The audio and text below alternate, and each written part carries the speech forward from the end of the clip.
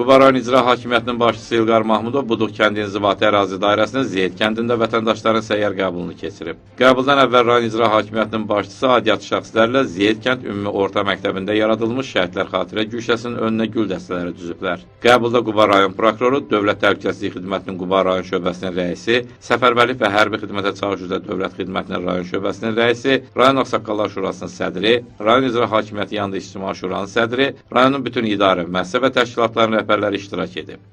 Hoş gəlmişsiniz, cənab başçı. Çox sağ ol. Mən 3 dəfə əməliyyat olmuşam, əvvəlki kimi iş qabiliyyətini itirmişəm, iş görünməm, pensiyalar ilə əlaqədar sınaqasıyla.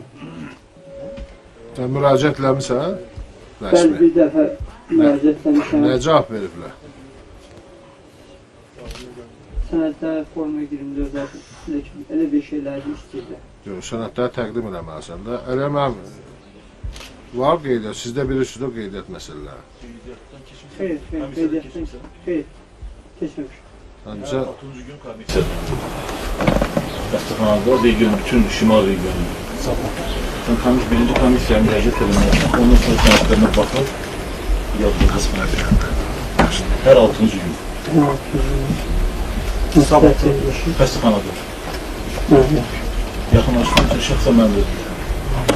Gəl saat 11-dən axşam saat 8-dən komissiya. Əliyar müəllim bizim xəstəxananın rəhbəridir. Bəli.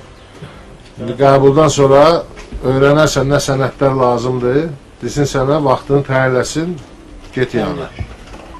6-cı gün. Səyyar qəbul zamanı rayon İcra Hakimiyyətinin başçısı İlqar Mahmudov tərəfindən Prezident İlham Əliyevin rəhbərliyi ilə ölkəmizdə, eləcə də rayonumuzda görülmüş işlər barədə kənd sakinləri ətraflı bilgiləndirilib. Vətəndaşlar tərəfindən qaldırılan məsələlərin həlli məqsədi ilə aidiyyatı şəxslərə yerindəcə lazımi tapşırıqlar verilib. Sahib Məmmədli üçün Şuşalı Qafqaz TV üçün.